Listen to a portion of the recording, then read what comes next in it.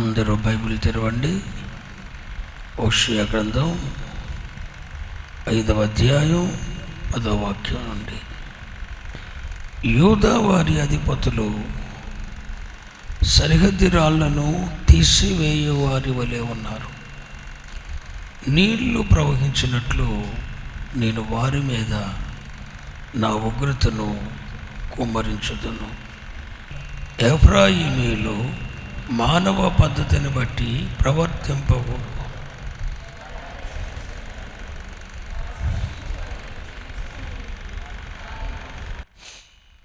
ఎఫ్రాయిమీలకు చిమ్మెట పురుగు వలెను, యూదా వారికి వచ్చ పురుగు వలెను ఉందును.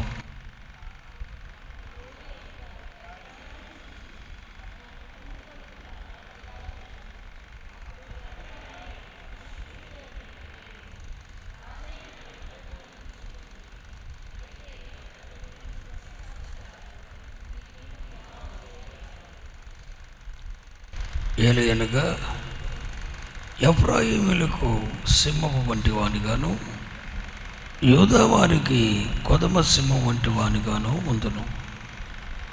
నేనే వారిని పట్టుకొని చీల్చెదను, నేనే వారిని కొనిపోదును. విడిపించువాడొకడును లేకపోవును. 15 వచ్చిన అందరూ కలిసి వారు మనసు తిప్పుకొని నన్ను వెతుకు వరకు నేను తిరిగి స్థలమునకు పోవదును. తమకు దుర్వస్థ సంభవించగా వారు నన్ను బహుశీఘ్రముగా వెతుకుదరు. రక్షింపబడి మారు మనసు పొందిన వారికి దైవిక పద్ధతి ఒకటి ఉంది, మానవ పద్ధతులను పాటిస్తున్నారు. అరే యూదా వారు చూస్తేనేమో దైవిక నియమాలు అనే సరిహద్దు రాళ్ళలో బ్రతకలసిన వాళ్ళు ఆ సరిహద్దు రాళ్ళు పీకేసి దైవిక నియమాలు పాటించకుండా ఎవడిష్టానుసారంగా వాడు జీవిస్తున్నాడు. సరే ఎఫ్రాయిమీలు చూస్తే వారేమో ఇక టోటలీ మానవ పద్ధతులు ప్రదర్శిస్తున్నారు. ఏ పద్ధతి? అమ్మాయి శుభవతి అయింది, కూర్చోబెట్టవా? అవునా? ఏ పద్ధతి ఇది? దేవుడేమో దాన్ని అపవిత్రం అంటున్నాడు. కూర్చోబెట్టవా? 4 దినాలు కూర్చోబెట్టి తల మీద నీళ్ళు పోయాలిగా, కూర్చోబెట్టవా? ఆకులు వేయాలిగా.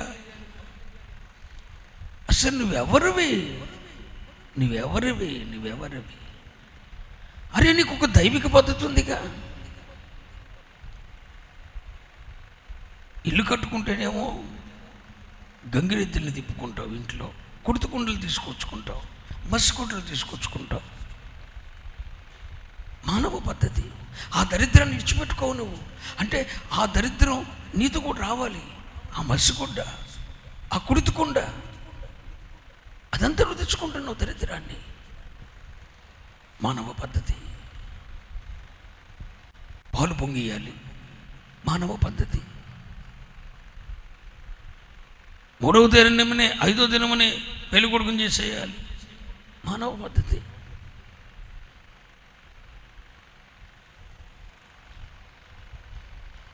పరిశుద్ధ వివాహానికి ఒక పద్ధతి ఉంది.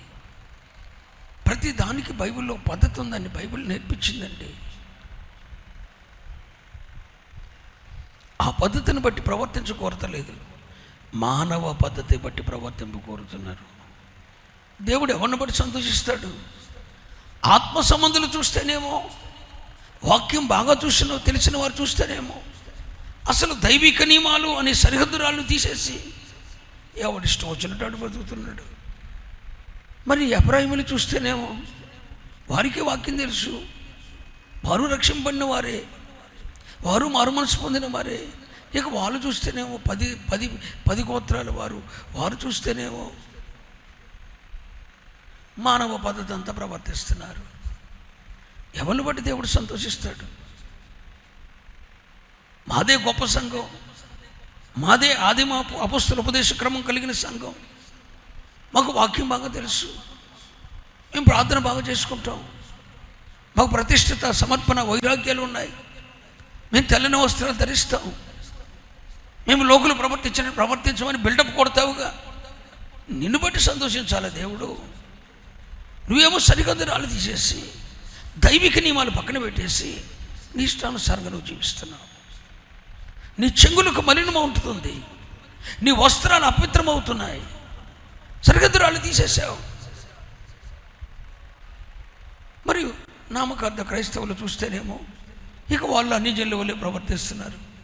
భూమి మీద జరుగుతున్న ఆరాధనలన్నీ బట్టి దేవుడు ఎవరిని బట్టి ఆనందిస్తాడు? ఎబ్రాహీములు బట్ట, నామకార్థ క్రైస్తవులను బట్ట, వాక్యం బాగా తెలిసి నిన్ను బట్ట? నువ్వేమో సరిహద్దురాళ్ళు తీసేసి దైవిక నియమాలన్నీ పక్కన పెట్టేసి నీ ఇష్టానుసారంగా బ్రతుకుతున్నావు నువ్వు. వాళ్ళేమో మానవ పద్ధతి బట్టి ప్రవర్తి. వాళ్ళు ఆదివారం రాగానే కూడుకుంటున్నారు, నువ్వు ఆదివారం రాగానే కూడుకుంటున్నావు. నువ్వు 40 దినాలు ఉపవాస ప్రార్థన చేస్తున్నావు, వాళ్ళు 50 దినాలు ఉపవాస ప్రార్థన చేస్తున్నారు. వై? ఎందుకు? మన ఆరాధన బట్టి దేవుడు సంతోషిస్తున్నాడా? మన ప్రార్థనలు బట్టి, మన ప్రతిష్ఠ దినాల బట్టి దేవుడు సంతోషిస్తున్నాడా? ఆరాధనకు ఒక అర్ధగంట ముందు రావటం నీకు తెలియదా? ఒక అర్ధగంట ముందు వచ్చి 2 పాటలు పాడి దేవుని స్తుతిస్తూ ఆరాధిస్తున్న సమయంలోనే నీవు కూడా సంఘంతో కలిసి పాటలు పాడి ఆరాధించాలన్న ఉద్దేశం నీకు లేదా? ఆ దైవిక నియమం నీకు తెలియదా? అంటే ప్రసంగం వినటానికి వచ్చేసి ప్రసంగం అయిపోగానే వెళ్ళిపోతావా? అంటే నువ్వు దేవుని ఆరాధించవా? నీ పట్ల దేవుడు చేసిన కార్యాలకు సంఘముతో కూడి పాడి స్తుతించి ఆరాధించి మహిమపరచవా? స్తోత్ర ఆరాధనలో నీ ఉండవా? దీన్ని బట్టి దేవుడు ఎలా ఆనందిస్తాడు? ఎబ్రాహీమీలు చూస్తే అలా, యూదావారు చూస్తే ఇలా. వాక్యం బాగా తెలిసిన ఎబ్రాహీమీలు యూదావారు చూస్తేనేమో దైవిక నియమాలు అనే సరిహద్దురాలు తీసేసి బతుకుతున్నారు. ఎబ్రాహీములు చూస్తేనేమో మానవ పద్ధతిని బట్టి ప్రదర్శిస్తున్నారు. దేవుడు అన్నాడు, చూశాడు. ఏమన్నాడు తెలుసా? రండి 12వ వచనం. ఎఫ్రాయిమీలకు చిమ్మట పురుగు వలెను, ఎఫ్రాయిమీలకు చిమ్మట పురుగు వలెను, యూదా వారికి వచ్చ పురుగు వలెను నేను ఉంటాను. దేవుడు చూశాడు, అంటున్నాడు, ఇక ఇశ్రాయేలీలకు నేను, అదే యూదా వారికి ఎఫ్రాయిమీలకు చిమ్మట పురుగు వలెను, యూదా వారికి వచ్చ పురుగు వలెను నేను ఉంటాను. దేవుడు అన్నాడు, ఒరే ఇక నిన్ను మార్చలేనురా తల్లి, నిన్ను మార్చలేనమ్మా నేను. నువ్వు తెలియక కాదు, నువ్వు యోధా వారి వలె సరిహద్దు రాళ్ళు తీసి ప్రవర్తిస్తున్నావు. సరిహద్దు రాళ్ళు తీసేసావు. నీ జీవితంలో దైవిక నియమాలు లేవు.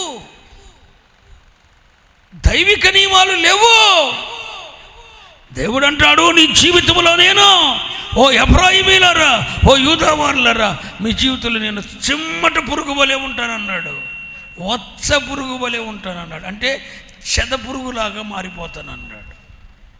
ఏంటి వచ్చ పురుగు అంటే ఏంటంటే చెద పురుగు. మీ జీవితాలకి నేను చెద పురుగుల్లాగా మారిపోతానన్నాడు దేవుడు. మీ జీవితాలకు నేను వచ్చ పురుగు వలె ఉంటానన్నాడు. మీరేమో దైవిక నియమాలన్నీ సరిహద్దురాలు తీసి పక్కన పడేశారు, వాళ్ళేమో మానవ పద్ధతి ప్రకారం ప్రవర్తిస్తున్నారు. ఇక నేను ఎట్లుంటానంటే మీ జీవితములకు నేను చిమ్మట పురుగు వలెను వచ్చ పురుగు వలెను ఉంటాను అన్నాడు. ఇక చిమ్మట పురుగు పట్టిందనుకో మన జీవితానికి ఏమవుతుంది? చిమ్మెట. మత్తయి సువార్త 6వ అధ్యాయం 20వ వచనం. పరలోకమందు మీ కొరకు ధనము కూర్చుకొనుడి, అక్కడ చిమ్మటైనను తుప్పైనను దాన్ని తినివేయదు, దొంగలు కన్నము వేసి దొంగిలించరు. నీ ధనము అక్కడ నుండును, అక్కడ నీ హృదయము. అంటే చిమ్మట ఏం చేస్తుంది? ఆడున్నవాడు చెప్పొచ్చుగా, చిమ్మటైనను తుప్పైనను దానిని తినివేయదు.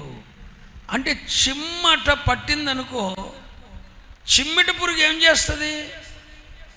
తినివేస్తుందని చెప్పొచ్చు కదండి. తినేస్తుంది. దేవుడు ఎవరి జీవితానికైనా చిమ్మటి పురుగు అయ్యాడు అనుకోండి, నీ జీవితానికి దేవుడు చిమ్మటి పురుగు అయ్యాడు అనుకోండి, ఆయనే వచ్చ పురుగు అయ్యాడు అనుకోండి, చెద పురుగు అయ్యాడు అనుకోండి, ఈ వచ్చ పురుగైనా చెద పురుగైనా చిమ్మిటైనా తినేస్తుంది.